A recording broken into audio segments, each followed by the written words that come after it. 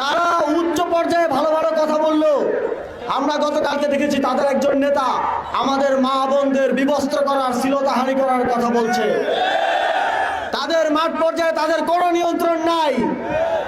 তাদের মাঠ পর্যায়ে উশৃঙ্খল সন্ত্রাসী নেতা কর্মীরা জায়গায় জায়গায় আমাদের প্রার্থীদের উপর হামলা করছে। তারা তাদের দলকে কোনোভাবেই নিয়ন্ত্রণ করতে পারছে না। সুতরাং মিডিয়া দখলের মাধ্যমে নানাভাবে মানুষকে একটা ভুয়া রিয়েলিটি দেখানোর কোনো সুযোগ নাই। বাংলাদেশের মানুষ তৃণমূলে যে অন্যায়, অবিচার, চাঁদাবাজি হচ্ছে সেটা গত 1.5 বছর ধরে দেখেছে।